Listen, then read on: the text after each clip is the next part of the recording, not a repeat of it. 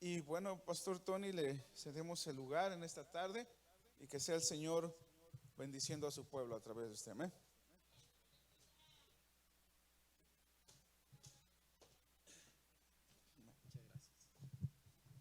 Amén. Dios les bendiga, hermanos. ¿Cómo están?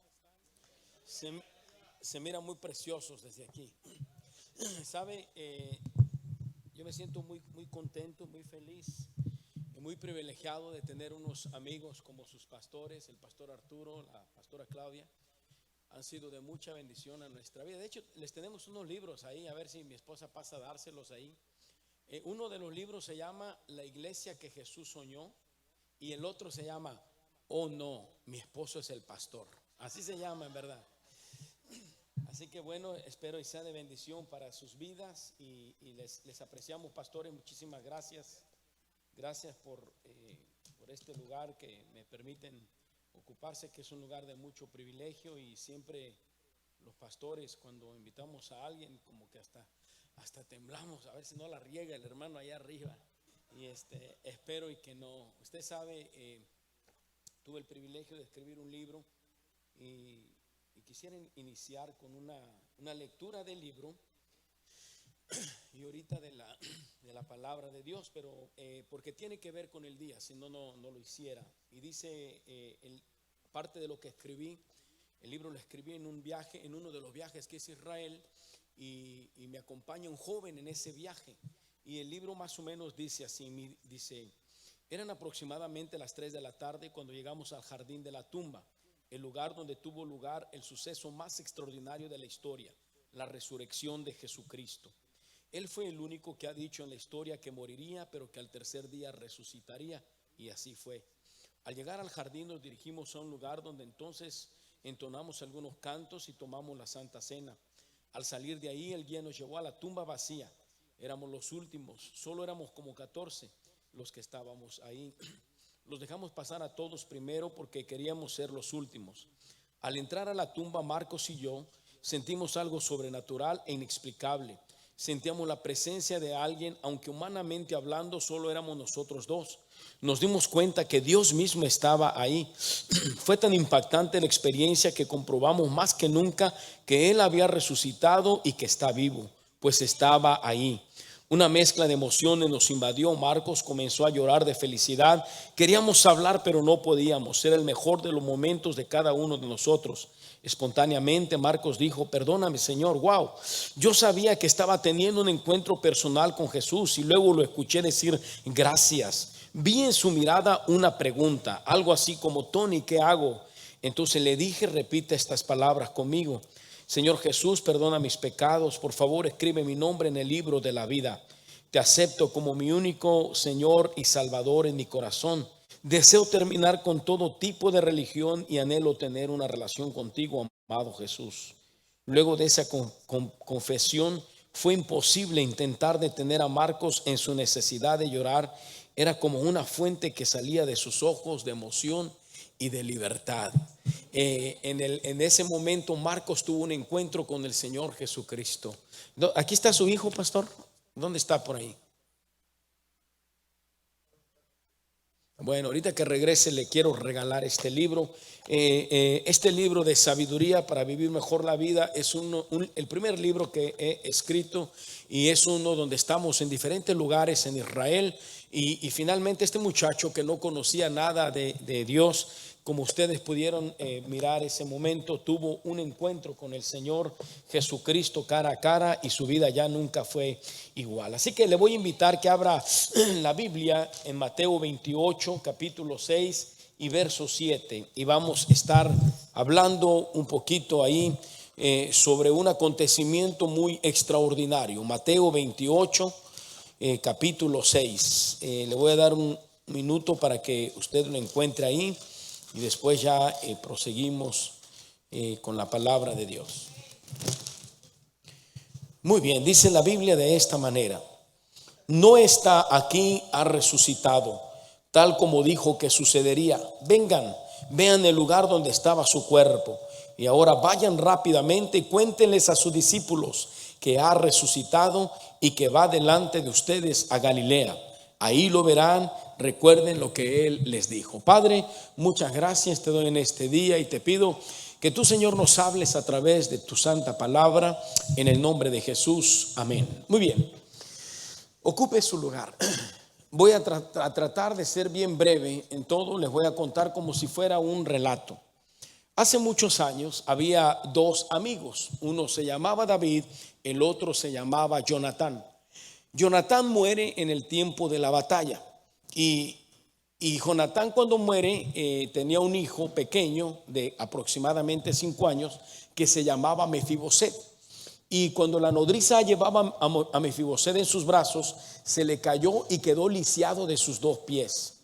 Pasó el tiempo y un día David se recordó de su amigo Jonatán. Ellos hicieron un pacto que sobrepasó todas las generaciones. Cuando David conquistó Jerusalén, él dijo estas palabras: ningún ciego y ningún cojo entrarán aquí a la casa, porque los jebuseos decían: al ejército de David, cualquier ciego y cualquier cojo termina con él. Así que David se molestó y dijo: maten a los cojos y maten a los ciegos, como en venganza de lo que habían dicho. Pero ¿qué había pasado? El hijo de su mejor amigo Mefiboset estaba lisiado de sus pies.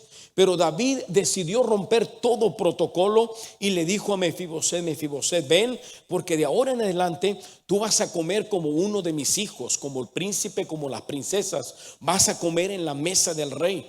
Todo lo que era tuyo te lo voy a devolver. Y al lado de David había un niño muy pequeño que estaba viendo todos los actos que su padre David hacía. Y este niño era Salomón. Así que cuando cuando David muere, le dice a David, a Salomón: esfuérzate y sé hombre. Es decir, esfuérzate y toma lugar en todo lo que yo te enseñé. Y en una ocasión Salomón tuvo una visión y Dios se le apareció en un sueño y le dijo estas palabras. Le dijo: Salomón, pídeme todo lo que tú me quieras pedir. Y póngase a pensar usted en un momento qué hubiese pasado si Dios le dice a usted: pídeme lo que quieras. ¿Qué le pediría a usted? Quizás una casa, quizás millones de dólares, quizás sacarse la lotería. No sé qué pediría a usted. Pero Salomón le dijo: dame sabiduría y ciencia. Pero ¿sabe por qué Salomón pidió sabiduría y ciencia? Él pidió porque mucho tiempo atrás su padre le había enseñado. Es decir, una vez Salomón dijo: porque yo fui hijo de mi padre, delicado y único delante de mi madre, y él me enseñaba y me decía: retenga tu corazón mis razones, guarda mis mandamientos y vivirás. Y David le decía: adquiere sabiduría, adquiere inteligencia, no te olvides ni te apartes de las razones de mi boca, no la dejes y ella te guardará, ámala y te conservará. Sabiduría, ante todo adquiere sabiduría. Así que cuando Dios le dice a Salomón: ¿qué quieres?, no es como que Salomón se sacó de la bolsa algo, no. Él recordó las enseñanzas de su papá. Hijo, sabiduría, adquiere sabiduría. Y dijo: Dios, yo quiero que me des sabiduría. Y Dios se agradó mucho, muchas gracias. Dios se agradó mucho de lo que Salomón le pidió y le dijo: bueno, yo te voy a dar sabiduría y te voy a dar ciencia como nunca antes había tenido, riquezas como nunca antes nadie las tendrá. Y así fue como Salomón fue creciendo. Y después de ahí, fíjese cómo todo empieza con el rey David. Después de ahí con Salomón y todo sigue. Después de ahí usted conoce la historia de Noemí. Noemí fue una mujer muy extraordinaria. Acuérdese que ella era de la descendencia de una descendencia, en realidad una descendencia maldita de los moabitas y de los amonitas, porque recuerde que ellos nacieron bajo un error que cometió su padre Lot, un incesto. Pero de ahí viene Ruth, y Ruth se casó con un hombre que se llamaba Boz, y entre los dos procrearon a uno que se llamaba Obed. Y Obed y su esposa procrearon a uno que se llamaba Isaí. Isaí su esposa a David y Betsabé a Salomón. Y de ahí llegó la genealogía y la generación de ¿quién? De nuestro Señor Jesucristo. Ahí de esa genealogía nace el Señor Jesucristo. Y muchos de nosotros conocemos la historia. Jesucristo llegó y dijo, así como estuvo Jonás en 3 días y 2 noches en el pez, así estará el Hijo del Hombre. Es decir, al tercer día va a resucitar. Y el Señor Jesucristo empezó a hablar esas palabras tan fuertes y tan poderosas. Se dice que en una ocasión los elementos empezaron a pelear. Y el hierro dijo, no hay nadie tan fuerte como yo soy el hierro, soy fuerte. Y dice que llegó el fuego y el fuego empezó y dice que derritió al hierro. Y el fuego dijo, ven, no hay nadie tan fuerte como yo. Y en eso vino la lluvia y la lluvia apagó el fuego. Y dijo la lluvia, no hay nadie tan fuerte como yo. Y el viento vino y encerró a la lluvia y dijo el viento, no hay nadie tan fuerte como yo. Y entonces vinieron unas piedras grandotas, unas montañas, y encerraron al viento y dijeron las montañas, nadie tan fuerte como yo. Y el hombre vino y puso dinamita en las montañas y explotó las montañas, y dijo el hombre, no hay nadie tan fuerte como yo.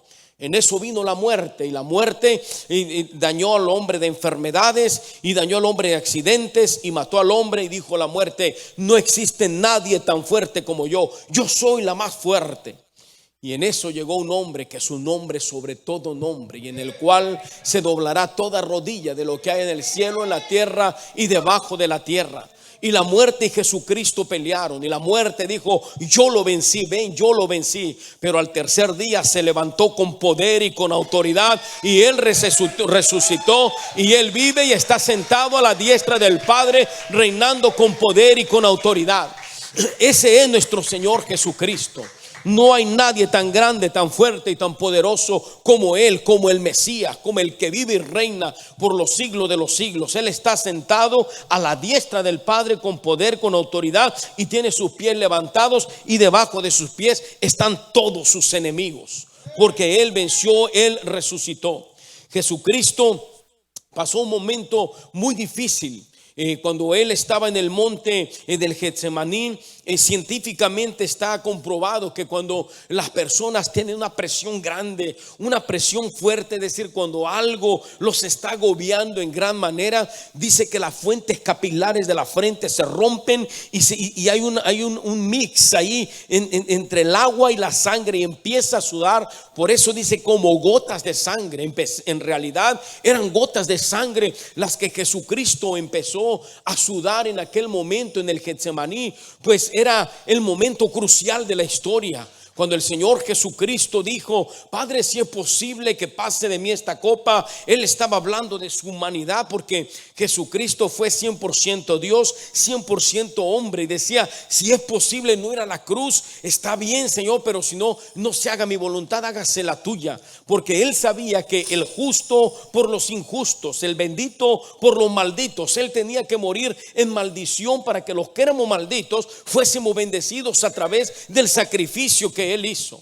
En ese momento, cuando el Padre le dio la espalda a Jesucristo, no le dio usted póngase a pensar por un momento esto que le voy a decir.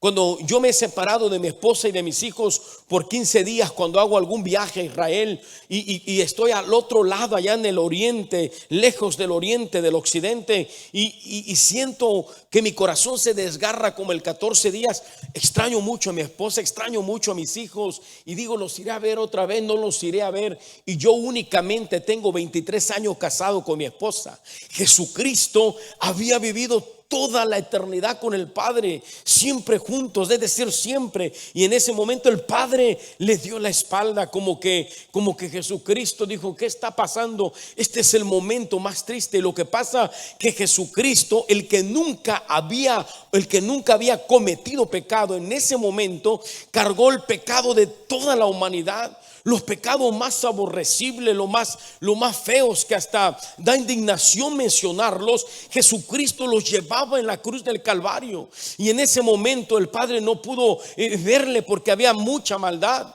y había la maldad de usted y la maldad mía. Y la única razón por la cual Jesucristo no se bajó de esa cruz es por amor a usted y por amor a mí.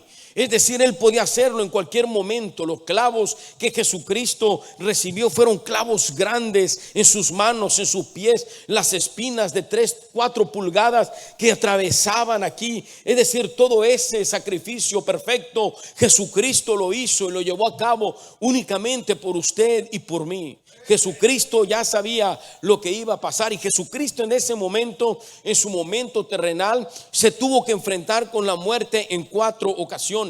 En una de ellas fue en el libro de Lucas. Ahí vaya a Lucas 8:40 y vamos a ver cómo Jesucristo ahí se enfrentó con la muerte. No fue la primera vez, pero ahí se enfrentó, y dice la palabra de Dios, dice 41: y un hombre llamado Jairo, líder de la sinagoga local, se acercó y cayó a los pies de Jesús mientras rogaba que lo acompañara a su casa. Su única hija, que tenía unos 12 años, ¿qué le estaba pasando a la niña? Se estaba muriendo. Así que mientras eso sucedía, el Señor Jesucristo, mientras Jairo le rogaba a Jesucristo que fuera a verlo, usted sabe la historia de la mujer con flujo de sangre, esa mujer que también por 12 años había tenido un flujo de sangre, y el Señor Jesucristo la tocó. Recuerde que la historia dice que esta mujer era una mujer maldita. Ella no podía salir a la calle, y si salía tenía que gritar: soy maldita, soy maldita, soy maldita. Por 12 años había pasado un momento muy difícil, pero en ese momento ella sabía que si tocaba al Señor Jesucristo, ella iba a quedar sana de toda enfermedad. Y así fue. Ella tocó el borde del manto del maestro, y Jesucristo dijo: ¿quién me ha tocado? Y Pedro dijo: Señor, ¿cómo es que preguntas que quién te ha tocado? Mira la multitud. Sí, pero yo sentí como poder salió de mí. Y esa mujer dijo: yo fui, Señor. Y Dios y Jesucristo le dijo: bueno, hija, tu fe te ha salvado, ve, eres completamente sana. Y en lo que él hacía ese milagro, llegan y le dan la mala noticia a Jairo. Y en el 49 dice: mientras él todavía hablaba con ella, llegó un mensajero de la casa de Jairo, el líder de la sinagoga, y le dijo: tu hija está muerta, ya no tiene sentido molestar al maestro. Cuando Jesús oyó lo que había sucedido, le dijo a Jairo: no tengas miedo, solo ten fe y ella será sana. En el 53 dice que la multitud se rió porque Jesucristo dijo: ella no está muerta, está dormida. Y entonces Jesús la tomó de la mano y dijo en voz fuerte: niña, levántate. Y en ese momento le volvió la vida. ¿Sabe por qué Jesucristo hablaba de esa manera? Jesucristo hablaba de esa manera porque Jesucristo en una ocasión dijo: yo soy la resurrección, yo soy la vida. La resurrección no es un evento, la resurrección es un punto doctrinal que hay que aprender. No, la resurrección es alguien. Jesucristo es la resurrección.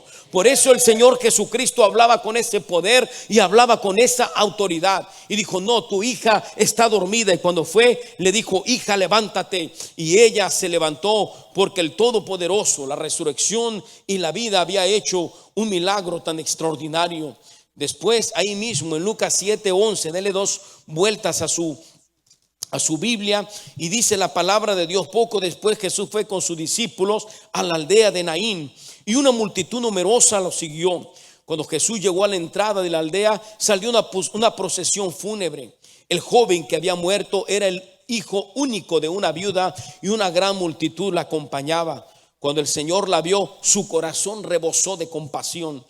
Usted sabe, si usted un día quiere que Dios lo use a usted en prodigios, en sanidad y en milagros, usted tiene que sentir compasión por las personas. Es decir, no es nada más para decir: oh, lloré por el paralítico y se levantó, lloré por el enfermo y sanó. No, tiene que sentir compasión, tiene que llorar por los enfermos. Cuando usted mira a un enfermo y su corazón, así como el corazón del Señor Jesucristo, rebosa de compasión, usted tiene el don de la fe, usted tiene el don de la sanidad. Es decir, usted puede ir y en el nombre de Jesús hablar sanidad sobre esa persona, porque usted tiene esa compasión. Es decir, el dolor, usted siente la empatía de aquella persona, el dolor que ella siente, usted la está sintiendo. Y Jesucristo llegó y le dijo: no llores, le dijo: no llores. Luego se acercó al ataúd y lo tocó, y los que cargaban el ataúd se detuvieron. Joven, dijo Jesús, te digo, levántate.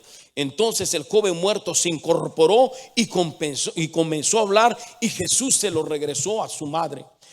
Y después de ahí tuvo otro encuentro muy extraordinario, pero si usted se da cuenta, las cosas se van poniendo cada vez más difícil. Primero, aquella niña, la hija de Jairo, acababa de morir, es decir, acababa de morir. Quizá la gente decía, oh, a lo mejor ni estaba muerta. Pero este joven ya tenía 1 o 2 días muerto. Quizás ayer murió y hoy lo enterraban, o ya tenía muchas horas, ya lo llevaba muerto. Pero hubo una resurrección que el Señor Jesucristo hizo muy extraordinaria, y esta resurrección me llama mucho la atención, y es la resurrección de Lázaro. Porque Lázaro ya tenía 4 días de muerto, dice la palabra de Dios, que ya gedía, es decir, estaba en un estado de putrefacción muy grande. Lázaro tenía 4 días de muerto. Lázaro estaba muerto. Le dijeron, Lázaro ya lleva 4 días en la tumba. Y Jesucristo llega y le dice, tu hermano resucitará. Y dice su hermana, sí, resucitará en aquel día final. Y Jesús le dijo, no, yo soy la resurrección, yo soy la vida. El que cree en mí vivirá, y aún después de muerto va a vivir. El que vive, es decir, aunque el que vive y cree en mí, aunque esté muerto, va a vivir. Cuando el Señor Jesucristo llega y se presenta ante la tumba, Él dice una cosa, dice, vayan y remuevan la piedra. Es muy importante que nosotros entendamos que cuando el Señor Jesucristo va a hacer un milagro, Él requiere que nosotros hagamos algo, que nosotros hagamos una acción. Cuando el pastor o alguna persona le pida que pase al frente para recibir su sanidad, no diga, oh, hasta acá que me sane Dios, acá donde estoy sentado. No, pase usted al altar, corra, vaya rápido, porque esa es la acción que Jesucristo requiere. Es decir, nosotros no podemos dejar, no me diga que Jesucristo no podía remover la piedra. Claro que Él podía, pero Él dijo, vayan, remuevan la piedra. Y la pregunta es, ¿acaso Jesús no puede? Sí puede. Lo que Jesús nos está diciendo es, lo que humanamente ustedes pueden hacer, ustedes háganlo. Por ejemplo, cuando hay muchas personas que están enfermas, que tienen diabetes, alto colesterol, bueno, lo que está en tus manos, hazlo. Trata de comer saludable, porque Dios te sana ahora, pero mañana te vas a enfermar por tu mala manera de comer. Es decir, esto es muy fácil, es muy simple, esa es la realidad. Es muy simple, pero tiene un poder muy grande. Entonces Jesucristo quiere que lo que nosotros podamos hacer, nosotros lo hagamos. Lo que nosotros no podemos hacer, Jesucristo lo hace. Usted y yo hacemos lo posible y Jesucristo hace lo imposible. Y así que Jesucristo dijo, recorran la piedra. Y dijo su hermana, Señor, hace 4 días que murió, debe de haber un olor espantoso. Y Jesús le dice, ¿no te he dicho que si crees verás la gloria de Dios? Lázaro, sal de ahí. Y el muerto salió de la tumba. Imagínese qué hecho tan extraordinario.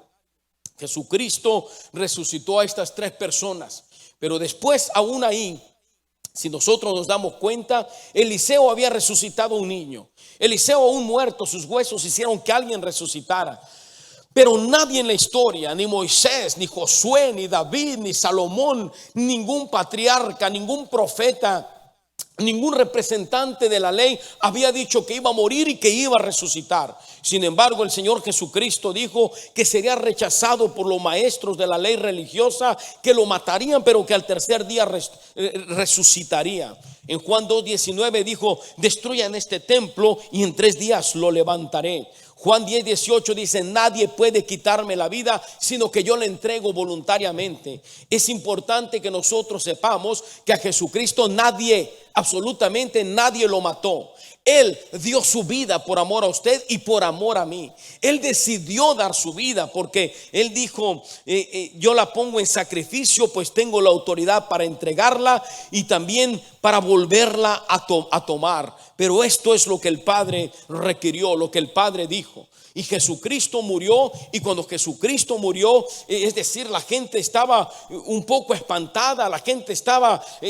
no sabía qué estaba sucediendo, porque Él dijo que al morir al tercer día iba a resucitar, y la gente se preguntaba y se cuestionaba qué es lo que iba a acontecer. Y vaya ahí a Lucas capítulo 24 y verso 1. Dice la Biblia, el domingo muy temprano por la mañana Si usted alguna vez se ha preguntado o ha hecho la pregunta, ¿por qué la Biblia dice que guardemos el sábado y por qué nosotros nos reunimos el domingo? El sábado, hermanos, le digo, la realidad es para los judíos. El domingo es para nosotros porque nosotros vivimos en un tiempo de la gracia. Dice la Biblia, el domingo muy temprano por la mañana, las mujeres fueron a la tumba llevando las especias que habían preparado. Encontraron la piedra de la entrada, estaba corrida a un costado. Entonces entraron, pero no encontraron el cuerpo del Señor Jesús. Mientras estaban allí perplejas, de pronto aparecieron dos hombres vestidos con vestiduras resplandecientes. Las mujeres quedaron aterradas y se inclinaron rostro en tierra.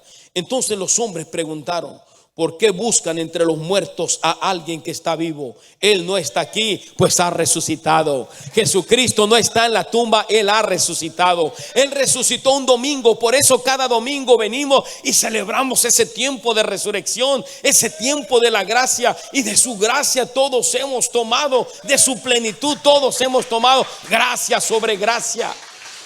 Por eso cuando usted celebra, por ejemplo, dígame de aquí, ¿quién es de Honduras? Levante la mano, Honduras. No, ningún hondureño. Nadie, ningún hondureño. Del Salvador, ahí está, qué excelente presidente tiene. Cuando usted gana un partido, cuando El Salvador le mete 3-0 a cualquier país del mundo, a México, a Estados Unidos, no me diga que cuando echa el tercer gol El Salvador dice, no, usted grita con gozo y con alegría. Por eso nosotros los domingos venimos y nos gozamos y nos alegramos y nos regocijamos, porque el Señor Jesucristo metió el mejor gol. Es decir, hace 2020 años Él venció a la muerte en la cruz del Calvario. Él se levantó con poder y con autoridad, y nosotros nos gozamos y nos alegramos en Él.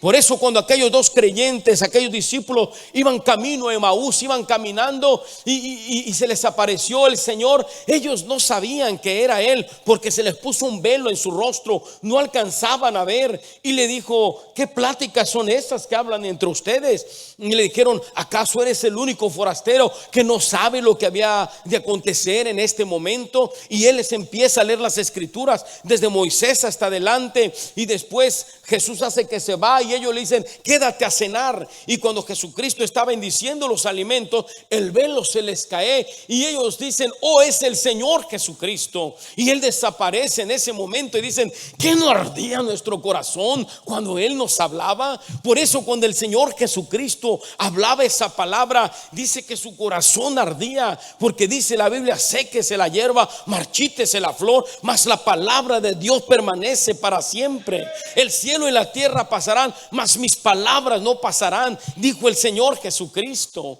Por eso cuando nosotros escuchamos la palabra de Dios, nuestro corazón debe de arder también de esa manera, porque es la palabra viva y eficaz. El verbo se hizo carne y habitó entre nosotros. Esta es la palabra, este es Jesucristo mismo.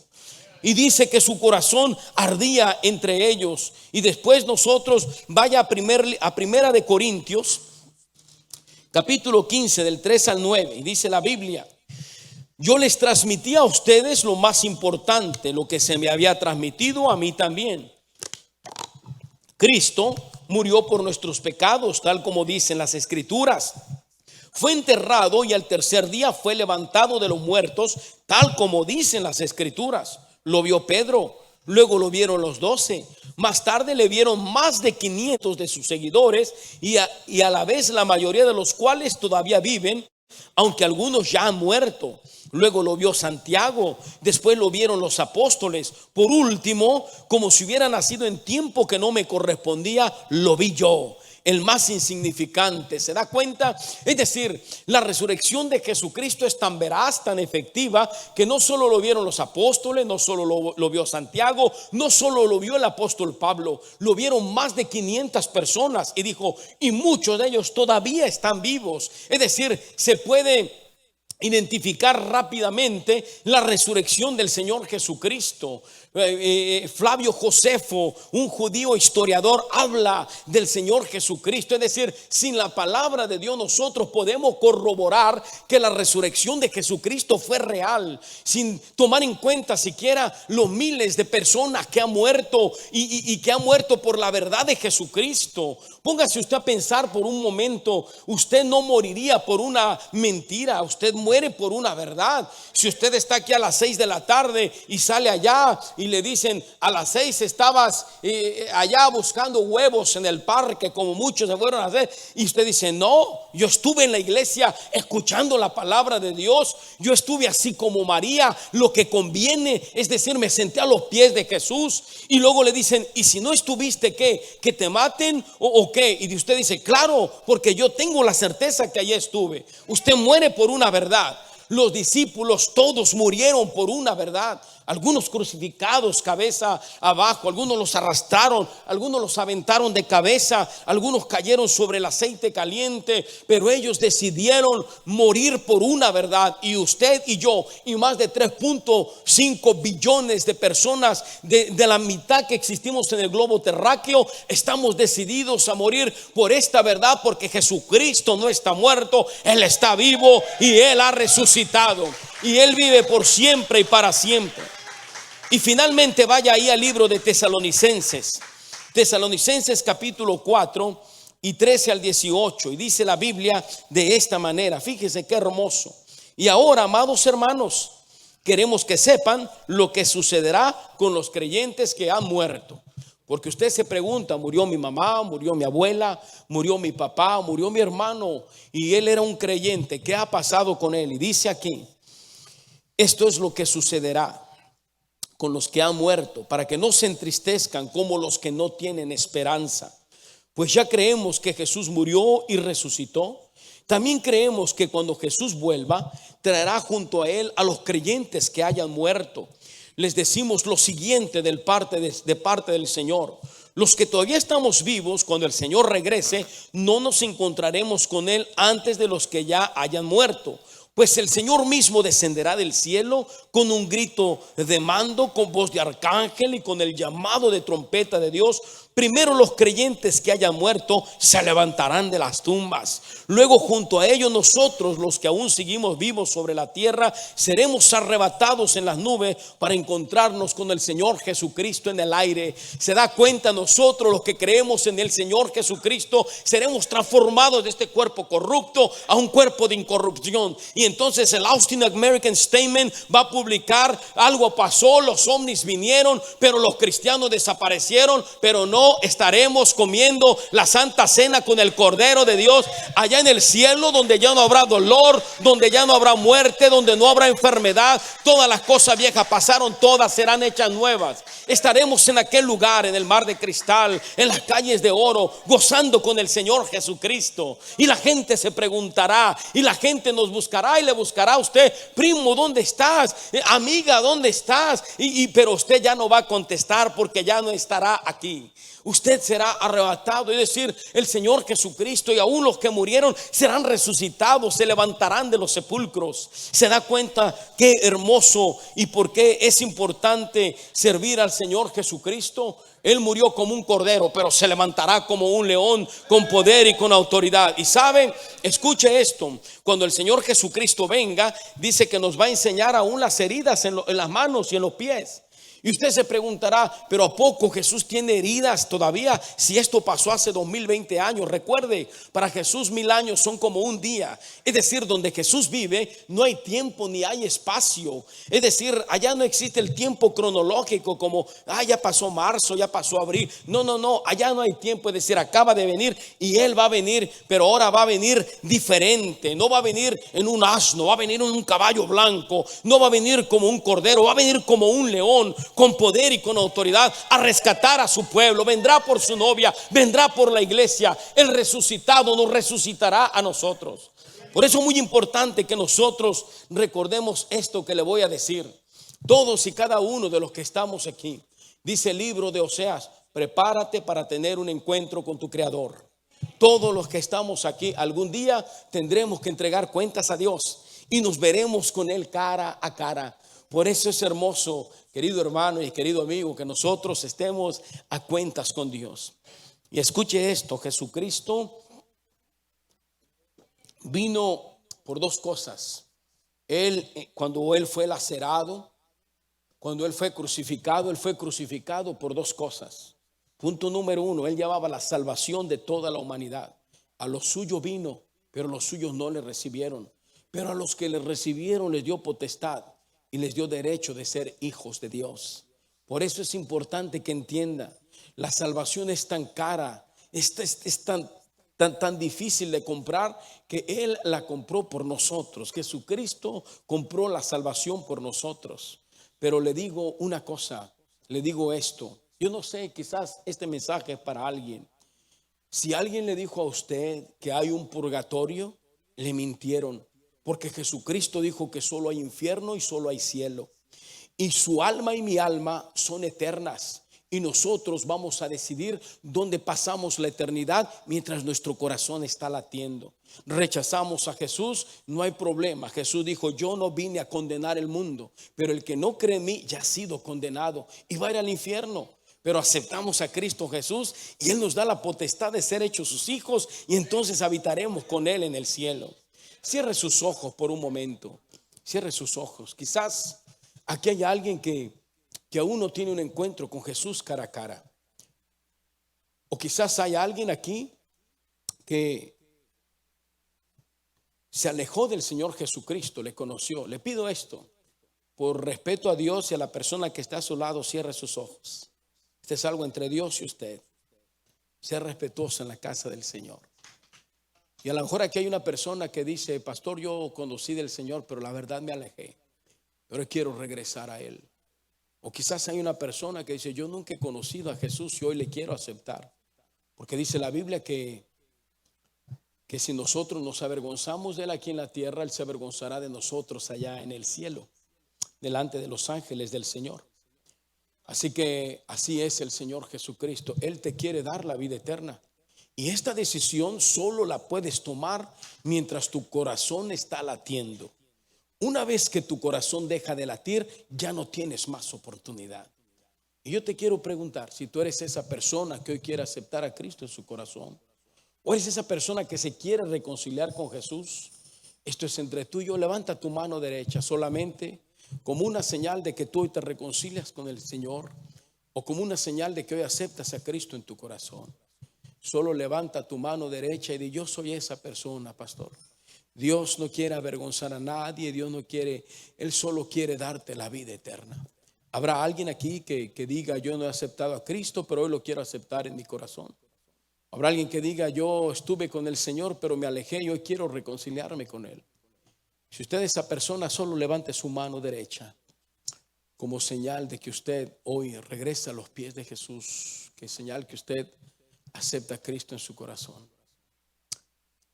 Muy bien. Ahora escuche cuál es el segundo sacrificio que hizo Jesucristo. Dice su palabra que Él no solo llevó la salvación, dice que Él llevó toda enfermedad en la cruz del Calvario, y por sus llagas todos hemos sido sanados. Y yo te quiero preguntar, ¿habrá aquí alguna persona que está enferma? ¿Habrá alguna persona que está pasando alguna enfermedad, que está pasando algún dolor? Tú sabes, Jesucristo llevó todas las enfermedades a la cruz del Calvario. Los latigazos que le dieron a Jesucristo, cada uno representaba una enfermedad. Si tú eres esa persona, yo te quiero pedir que te pongas sobre tus pies. Si tú eres esa persona que necesita sanidad, estás pasando, hay un dolor en tu cuerpo, hay algo, ponte sobre tus pies solamente. Muy bien. Habrá otra persona que está pasando alguna enfermedad, que tiene algún dolor, póngase ahí sobre sus pies. Hoy quiero hacer una oración por usted. Usted sea una persona de fe, y el Jesucristo de la gloria, el resucitado, el que vive y reina por siempre y para siempre, Él hará un milagro en su cuerpo. Ahorita en este momento yo oro en el nombre de Jesús. Padre, en el nombre que sobre todo nombre. Padre, tu palabra dice que tú eres Jehová Rafa, que tú eres el que sana nuestras dolencias y el que cura nuestras enfermedades. Padre, si alguno de mis hermanos, mis hermanas, Señor, fueron diagnosticados con alguna enfermedad, Padre, tú pusiste a los médicos, nosotros creemos en ellos, pero tú eres el médico de los médicos, eres el doctor de los doctores. Tú creaste cada uno de nuestros órganos, tú creaste cada uno de nuestros tendones, tú nos creaste, Padre, desde el vientre de nuestra madre nos formaste. Y hoy te pido en el nombre de Jesús, por los méritos que tu Hijo amado hizo hace 2022 años ahí en la cruz del Calvario. Y te pido, Señor, que sanes a cada uno de mis hermanos. Señor, cuando tú estabas en la tierra, tú le hablabas al viento, tú le hablabas a la lluvia, le hablabas a la tormenta, le decían cesen. Y hoy yo hablo a la enfermedad que hay en el cuerpo de mis hermanos y le ordeno a esa enfermedad, a ese dolor, que salga de su cuerpo ahora en el nombre de Jesús, por las llagas del Cordero de Dios. Que toda enfermedad salga de su cuerpo y se vaya a lugares desérticos allá con las bestias, porque no tiene parte ni suerte. Este cuerpo le pertenece al Padre, es templo del Espíritu Santo. Por eso hoy hablo palabra de sanidad sobre su cuerpo, por la sangre del Cordero de Dios, por las llagas de Jesucristo que vertió en la cruz del Calvario. Hablo sanidad sobre sus cuerpos en el nombre de Cristo Jesús. Amén. Amén. ¿Por qué no le da un aplauso al Señor Jesucristo?